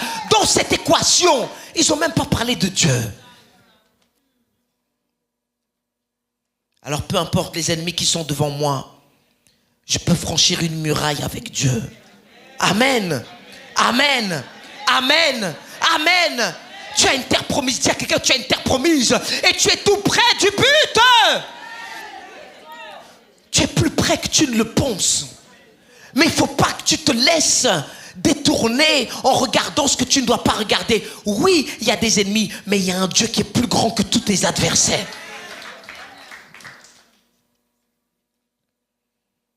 Alors, sur les 12 espions, la majorité avait un langage négatif. Mais il y a un homme, Oh là là là là là là. Parfois, il suffit d'une seule personne. Regardez le verset 30. Caleb fit taire le peuple. Dis à quelqu'un avec politesse, tais-toi. Tais-toi. Parfois, il faut avoir le courage de faire taire certaines personnes. Vous n'êtes pas obligé d'écouter les murmures des gens. Vous n'êtes pas obligé d'écouter les poubelles des gens. Vous n'êtes pas obligé d'écouter les plaintes des gens. Vous n'êtes pas obligé de rester au téléphone avec la sœur mal disposée qui est continuellement mal disposée. Elle est au bon endroit. Elle écoute la bonne nouvelle. Mais elle n'a que faire de la bonne nouvelle. Elle regarde toujours ce qui ne va pas chez les gens chez qui elle a décidé que ça n'allait pas et chez qui elle pense que ça n'ira jamais et elle cherche un écho. Mais toi, apprends à dire à quelqu'un, tais-toi. Tu m'as appelé pourquoi? Pour te plaindre? Tais-toi. Tu m'as appelé pourquoi? Pour râler? Tais-toi. Tu m'as appelé pourquoi? Pour me fatiguer. Vous savez, quand vous êtes fatigué avec vous-même, vous n'avez pas besoin que quelqu'un vous fatigue. Oh. Faire un voyage avec des gens négatifs, c'est fatigant. Rentrer dans l'endroit, dans le désert, c'est fatigant. Et écouter des paroles négatives, à un moment donné, il faut qu'il y ait quelqu'un qui ait le courage dans cette maison de dire à tous ceux qui sont en train de se plaindre, taisez-vous. Ah mais la nourriture elle n'est pas ce qu'on veut. Tais-toi. Ah mais on mange pas le plat qu'on aime. Tais-toi. Vous savez, il y a de la puissance dans le tais-toi. Caleb, il n'a pas eu peur de la multitude. Je vais te dire une chose, parfois tu seras le seul à te lever avec foi. Mais ce n'est pas parce que la multitude a un langage que la multitude a raison.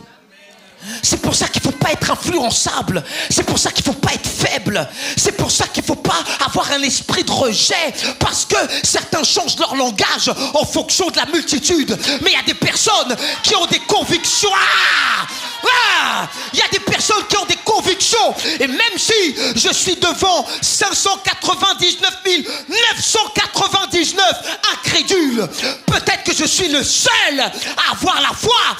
Mais moi tout seul, c'est la majorité. D'ailleurs, c'est pas moi tout seul, c'est Dieu avec moi. Tu n'es pas tout seul. Dieu est avec toi. Et si Dieu est de ton côté, c'est la majorité. Même si on travaille, ils sont jaloux de ce que Dieu est en train de faire. Même si on travaille, ils sont jaloux que toi, tu as décidé de ne pas travailler le dimanche et qui râle. Comment ça se fait que lui, dans le planning, on le met jamais le dimanche? Prends tes collègues, fais une réunion et dis-leur, taisez. En créole, c'est plus simple, c'est deux mots. Péla! Voilà! Péla! Tais-toi! Ah! Il y a l'esprit de la Guadeloupe qui revient sur... Ah! Péla! Tais-toi! Tais-toi! Tais-toi! Péla!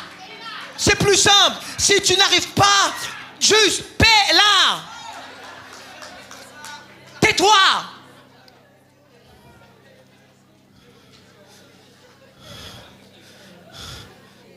Ah, tu connais pas ce jeune homme que tu fréquentes? Il va te faire la misère. Tais-toi.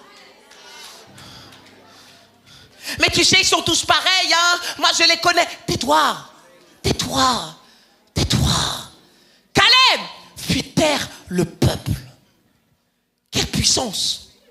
C'est un peuple nombreux qui murmurait contre Moïse. Et qu'est-ce qu'il dit? Montons, emparons-nous du pays, nous y serons vainqueurs. Parfois, il faut que tu fasses des déclarations de foi au milieu de l'adversité. Vous m'avez entendu, Église? Il faut que tu aies le courage de te lever et de te dire, mon avenir sera glorieux parce que Dieu est de mon côté.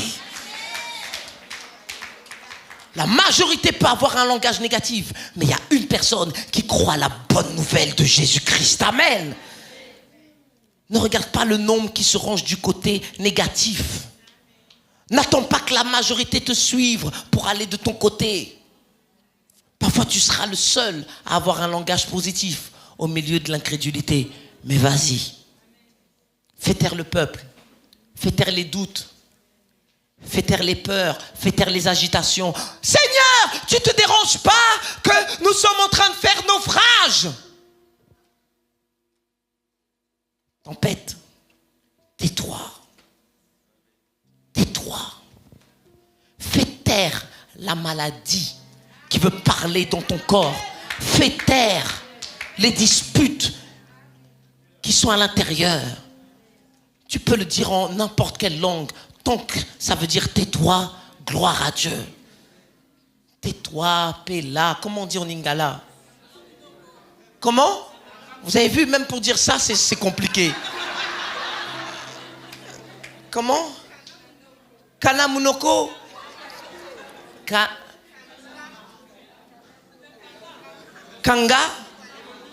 munoko. Kanga munoko. Kanga munoko. Kanga munoko a la peur. Kanga munoko tristesse. Kanga munoko doute. Kanga munoko mentalité de pauvreté. Kanga munoko tais-toi. Chut. Ça c'est universel. Chut.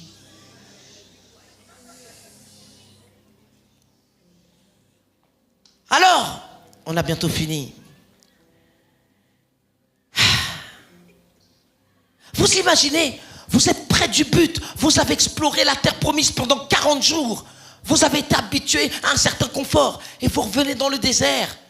Et puis, vous avez l'impression que tout votre voyage est en train de partir en fumée à cause de personnes qui ont un langage négatif.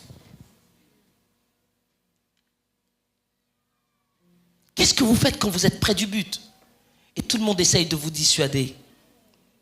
Parfois, c'est quand vous êtes proche de la terre promise que l'adversité n'est pas là où vous pensez qu'elle est. Caleb n'avait pas peur des Amoréens. Caleb n'avait pas peur. Caleb est entouré avec des personnes qui n'avaient pas le même esprit que lui. Vos ennemis ne sont pas toujours là où vous pensez.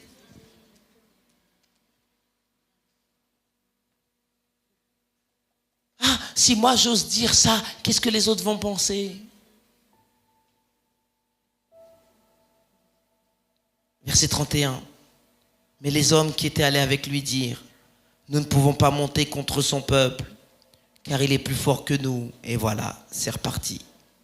Et ils décrièrent devant les enfants d'Israël le pays qu'ils avaient exploré et dirent, le pays que nous avons parcouru pour l'explorer est un pays qui dévore ses habitants.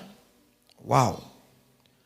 Tous, donc ça veut dire que l'endroit où Dieu veut les envoyer est rempli de cannibales. C'est pas ça que vous lisez dans la Bible? Donc Dieu a un problème. Il va envoyer ses enfants dans un pays de cannibales. C'est pas parce que quelqu'un a un diagnostic bizarre que ce qu'il dit est vrai. Comme quoi, ce qui se passe à l'intérieur de nous peut déformer les choses. Tous ceux que nous y avons vus sont des hommes d'une haute taille. Et nous y avons vu, verset 23, les géants, enfants d'Anak, de la race des géants, nous étions à nos yeux et aux leurs comme des sauterelles. Alors, et je vais terminer là, les plus grands ennemis, ce n'étaient pas les peuples qu'ils ont cités. Ce n'était pas les Amoréens, les Cananéens, les Amalécites, les Hétiens, les Jébusiens, car Dieu n'a même pas fait mention d'eux dans sa promesse.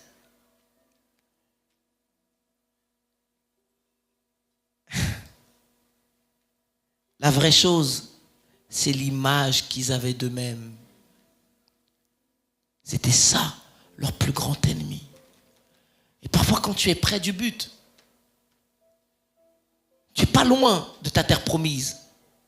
Mais si l'image que tu as de toi-même n'est pas la bonne, tout ce que tu verras, ça ne sera que des obstacles, des contraintes, des raisons pour lesquelles tu ne peux pas y entrer.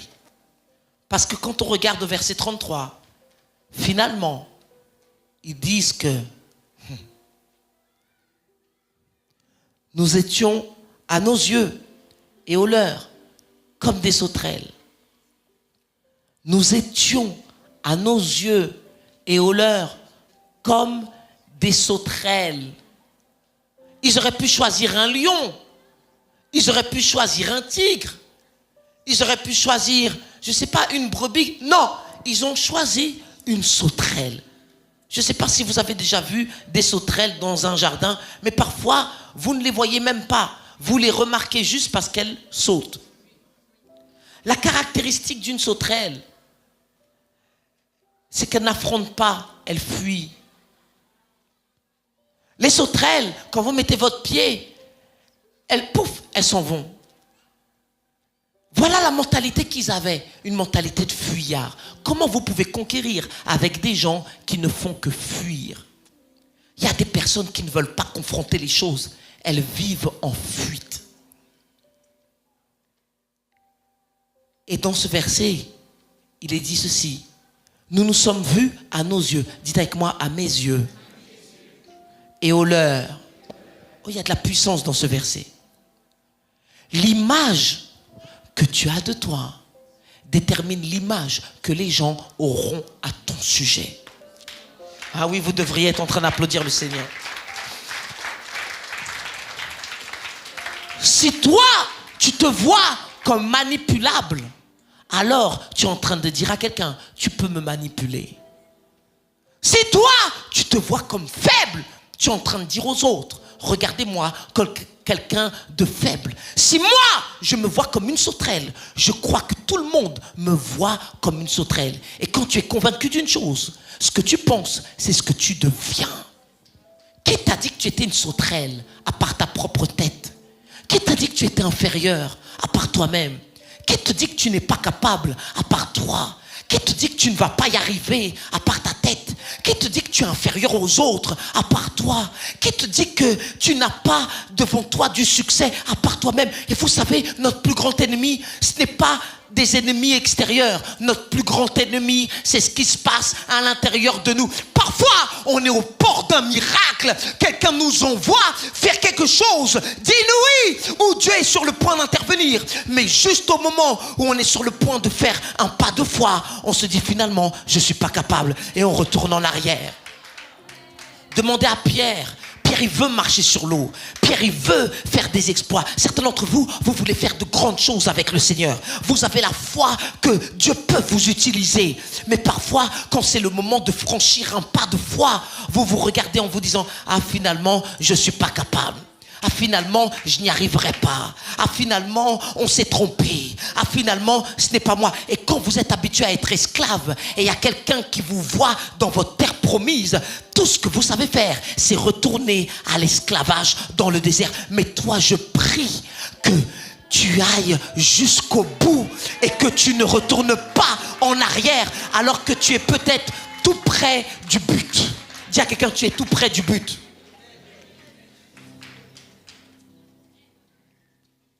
Pourquoi je devrais vouloir que quelqu'un d'autre me traite d'une façon quand moi-même, je ne me traite pas de cette façon?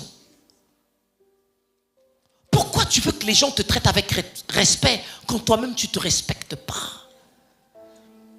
Pourquoi tu veux que les gens aient de l'honneur quand toi-même tu ne t'honores pas? La Bible dit, vous êtes le temple du Saint-Esprit. Ça veut dire quoi? Tu as de la valeur. Tu n'es pas n'importe qui. Gédéon a lutté avec son image. Parce que quand Dieu lui dit, je t'ai choisi, il se voyait petit, il se voyait le plus pauvre, il se voyait toujours le plus misérable. Quand Dieu dit à Moïse, c'est toi que je vais envoyer libérer mon peuple, Moïse aussi a eu cette crise d'identité. Il ne se voyait pas capable de parler. Et souvent, notre plus grand ennemi, vous savez où est-ce qu'il se trouve? Prenez votre doigt et dites, il est là. Il y a des personnes qui voient de la grandiosité chez vous, mais tant que vous vous voyez comme une sauterelle, vous allez croire que vous êtes une sauterelle. Et là, il y a un choc, parce que vous, à vos yeux, vous êtes petit. Je disais à quelqu'un cette semaine, les gens répondent à la foi. Il faut qu'on apprenne à traiter les gens selon ce qu'on voit. Mais encore faut-il qu'on voit la foi, mais qu'eux-mêmes aussi se voient comme ça. Beaucoup d'entre vous, vous avez tellement de grandeur à l'intérieur de vous, mais vous vous voyez encore comme moins que rien. À mes yeux, je suis une sauterelle. Alors je crois que tout le monde me voit comme moi, je me vois. Il y a de la puissance dans l'image que tu as de toi-même. Même pas Dieu. C'est ta propre image que tu t'es faite. On va se lever. Dites à quelqu'un, je ne suis pas une sauterelle. Je ne suis pas fuyard. Je ne vais pas vivre, je ne vais pas passer mon temps à fuir. Je ne vais pas passer mon temps à aller d'endroit en endroit parce que je n'ose pas confronter la vraie chose. Et la vraie chose, ce ne sont pas les gens. La vraie chose, c'est l'image que j'ai de moi-même.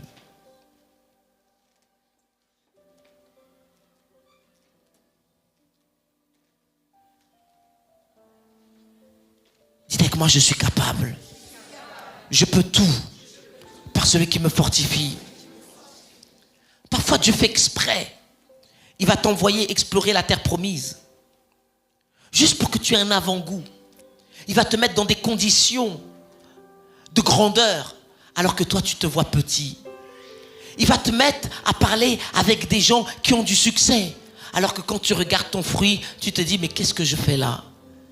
Il va te mettre à parler avec des chefs d'entreprise qui ont de la réussite, quand toi, tu ne sais même pas si ton projet tient la route. Il va te mettre à parler avec des gens que de toi-même, tu ne peux pas les côtoyer. Mais Dieu te fait juste explorer pour te donner un avant-goût. C'est l'heure que certains d'entre vous, vous puissiez dire à Dieu, Seigneur, fais-moi explorer ma terre promise. Ah là là là là. Il y a des gens prospères, ils pensent à toi pour que tu gardes leur maison avec piscine pendant qu'ils sont en vacances. Et puis pendant le laps d'un temps, tu commences à t'habituer à une maison avec piscine. Et après quand tu retournes dans ton studio, tu te dis, un jour, j'aurai une maison avec une piscine. Ah non, je veux que quelqu'un... Vous savez qu'ici on a du génie. Par exemple, le groupe Néos, ce sont des génies. Oui, oui, ils ont commencé dans une estrade qui fait je ne sais pas combien de mètres carrés. Mais il y a quelqu'un qui leur dit, c'est l'heure que tu ailles explorer une terre promise. C'est bien l'estrade où tu es, mais un jour il faut que tu ailles dans une plus grande estrade. Maintenant, je ne sais pas comment ils étaient à l'intérieur d'eux et ils ne vont pas nous le dire. Mais on verra la semaine prochaine l'image qu'ils ont d'eux-mêmes. Parce que l'image qu'ils ont d'eux-mêmes, c'est l'image que les autres auront d'eux. Ah, et moi devant la caméra, devant quiconque veut entendre, je peux vous dire que quand vous décidez d'aller dans un nouveau niveau, même ceux qui sont censés vous accueillir, ce sont ceux qui vont dire tu n'es pas capable, qu'est-ce que tu fais ici? Ici tu es dans la cour des grands, mais tu n'as pas le niveau. Mais quand ton image n'est pas une image de sauterelle, même si tu es au milieu de ceux qui sont plus grands que toi, tu sais que ton Dieu n'est pas plus petit. Alors je disais aux autres, vous allez voir qu'à Chartres, il y a quelque chose de bon qui peut sortir de...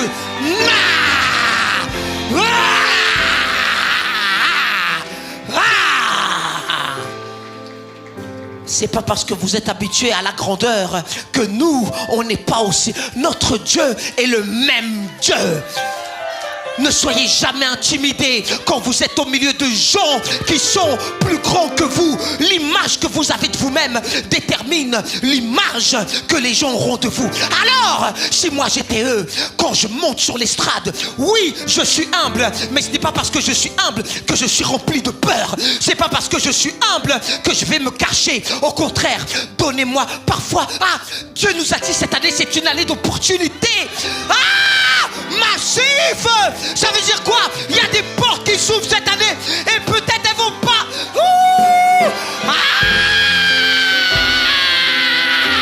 Alors, et si c'était une porte massive qui s'ouvrent.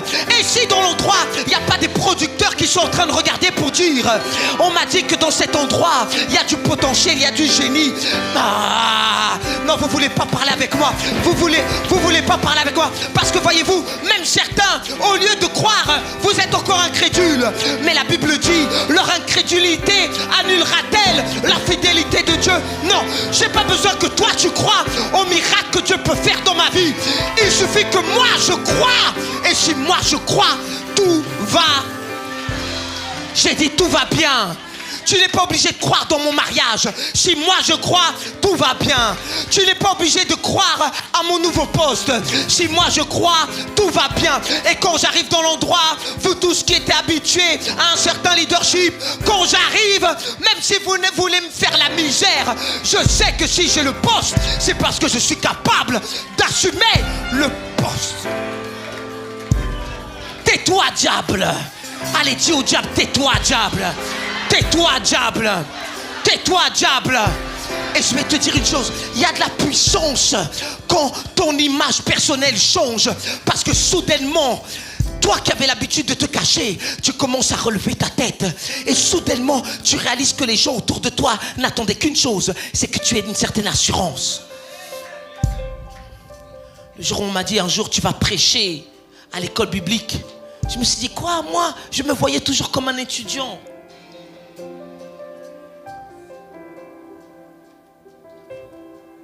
Et vous ne pouvez pas savoir la lutte qu'il y a quand Dieu veut vous faire passer d'un niveau à un autre. Parce que vous savez d'où vous venez. Vous savez où Dieu veut vous emmener. Mais je vais vous dire une chose.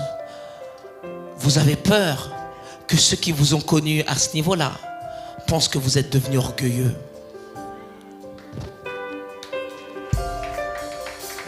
Et certains d'entre vous, vous vous rabaissez parce que vous voulez tenir compagnie à des personnes qui ne veulent pas changer. Vous voulez ressembler à la multitude parce que vous avez peur de sortir du lot. Vous avez peur d'être différent des autres. Vous avez peur que les gens commencent à vous pointer du doigt parce que vous êtes en train d'accomplir ce qu'ils veulent accomplir, mais ils n'ont pas le courage de faire. Vous seriez surpris de savoir qu'il y a des gens qui aimeraient tellement se marier, mais ils ont peur. Alors ils veulent tout faire pour saboter votre mariage. Oh, vous ne pouvez pas savoir la lutte que j'ai eue quand je savais que j'allais me retrouver devant des élèves, alors que juste quelques temps en arrière, j'étais comme eux. Parfois, en une journée, vous pouvez passer d'un monde à un autre. Non. Il y a quelqu'un, tu es tout près du but. Tu es tout près du but. Tu es tout près du but. Tu ne le sais même pas, mais tu es tout près du but. Tu es tout près d'expérimenter un miracle. Tu es tout près d'entrer dans ta terre promise. Tu as eu un avant-goût de ce que Dieu peut faire dans ta vie. Mais ça, c'est juste pour te donner envie de quitter l'endroit où tu es pour aller définitivement vers ta terre promise. Ils sont en train de construire le Colisée. 3900 places. Vous savez pourquoi ils sont en train de le construire? Ils ne savent même pas, mais moi je sais. Tu m'as entendu, Michel? Notre église est sur le point de commencer à s'exporter. Il y a un temps pour tout, dit le Seigneur. Il y a un temps pour se cacher. Et il y a un temps où il faut arrêter de se cacher. Il y a un temps pour être silencieux. Et il y a un temps pour faire du bruit. Il y a un temps pour marcher doucement. Et puis il y a un temps pour savoir qui on est. Tu n'es pas une sauterelle. Tu m'as entendu? Tu es un aigle. Il y a le lion de Juda à l'intérieur de toi. Il y a de la force à l'intérieur de toi. Arrête de te cacher.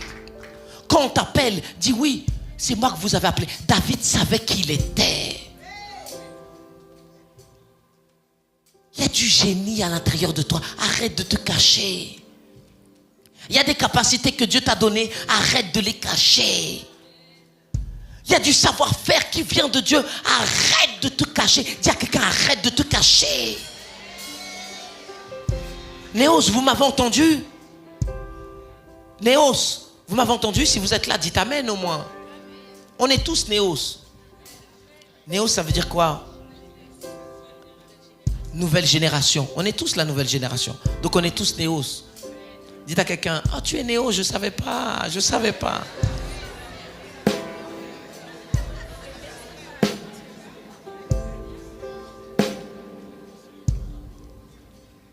Et c'est pas une question d'âge, c'est une question d'esprit. Et il y a toujours un leader qui va vous envoyer voir votre terre promise. Et parfois ça fait aucun sens. Parce que la majorité, quand ils vont revenir, ils vont avoir un langage négatif. Et tu seras peut-être le seul à être convaincu. Et puis quelqu'un d'autre avec toi sera aussi convaincu. Notre église a un potentiel énorme. Vous ne pouvez pas savoir le potentiel, la richesse que Dieu a placée dans cet temps. Oh là là là là là là là. Mais vous regardez toujours les autres comme étant plus grands que vous. Vous regardez toujours les autres comme étant plus puissants que vous. Arrêtez avec cette mentalité. Arrêtez de vous voir comme des sauterelles. Dites avec moi, je ne suis pas une sauterelle. Dites à 2-3 personnes, je ne suis pas une sauterelle. Et toi non plus. Ça veut dire quoi? Devant les défis, on ne fuit pas, on avance. Devant les défis, on avance. Je ne vais pas reculer quand je suis près du but. Je vais jusqu'au bout. Au samedi, j'ai hâte. J'ai hâte. Et j'entends déjà certaines personnes. Vous devriez peut-être couper cette partie sur YouTube, mais c'est pas grave. Ça va vous dire, ah oui, mais c'est normal. C'est parce que c'est vous qui avez organisé. Et après, on trouve toujours des raisons pour lesquelles Dieu a pu faire quelque chose avec vous parce que vous avez cru. Alors quand Dieu ouvre une porte pour que tu ailles explorer la terre promise, vas-y avec assurance. Si on te fait visiter une belle maison, ne regarde pas ta fiche de paye. Vas-y avec assurance. Dites avec moi, avec assurance. Avec assurance. Avec assurance. Avec assurance. Avec assurance. Avec assurance. Avec assurance. Avec assurance. Avec assurance. Tu n'es pas une sauterelle. Dieu t'a pas créé selon son image et sa ressemblance. Il n'est pas une sauterelle. Tu n'es pas une sauterelle. Tu es plus que vainqueur. Tu es capable. Celui qui est en toi est plus grand que celui qui est dans le monde. Vous m'avez entendu, Église? Vous m'avez entendu? On va applaudir le Seigneur.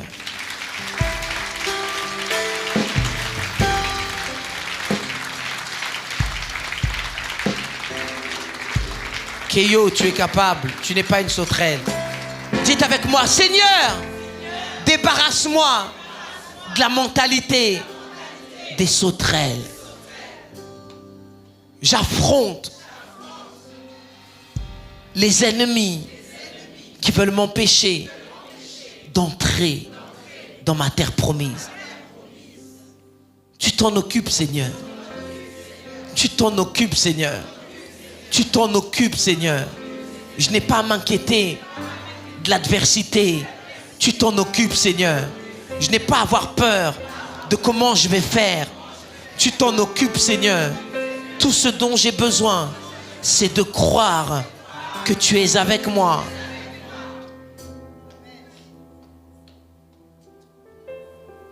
Fais-moi explorer ma terre promise, Seigneur.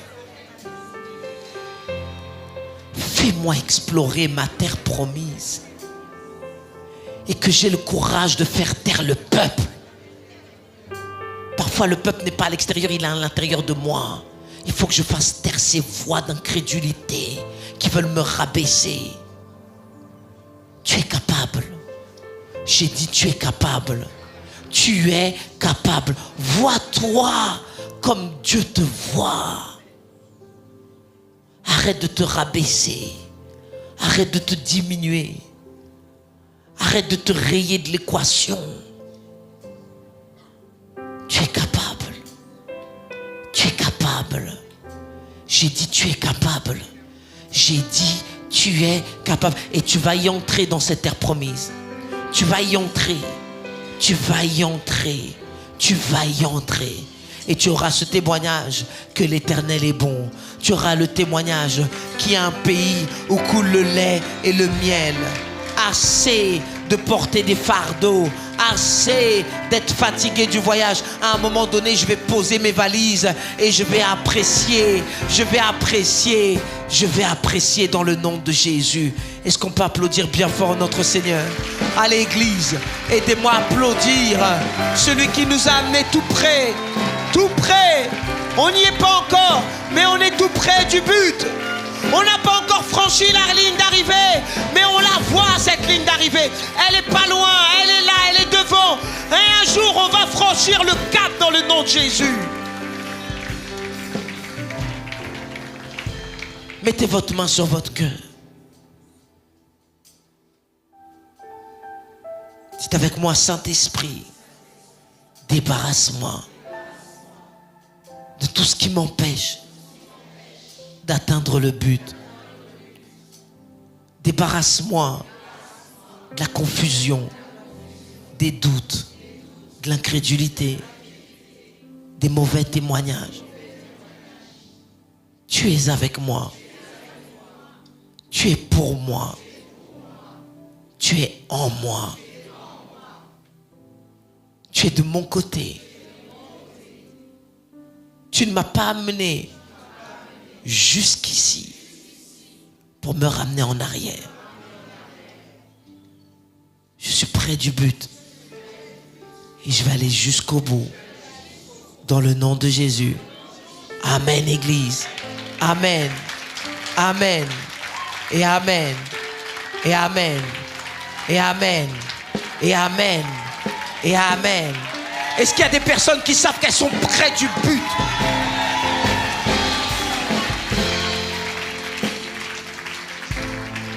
Alors si vous pouvez, bien entendu, samedi, vous êtes tous conviés.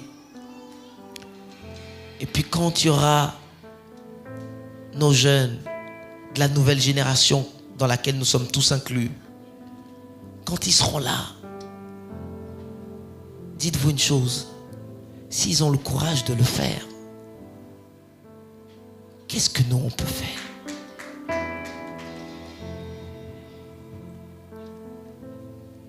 Ayomide, je t'ai connu, tu avais quel âge? Tu sais même pas. Il y a 5 ans en arrière. 10 ans? Mais non. Si? Hein? Il y a 5 ans en arrière, tu avais 10 ans? Je suis en train de révéler ton... En tout cas, elle était jeune. Certains d'entre vous, vous avez peur de monter sur l'estrade avec un micro parce que vous voyez comme une sauterelle. Et parfois, des enfants enseignent l'enfant selon la voie qu'il doit suivre.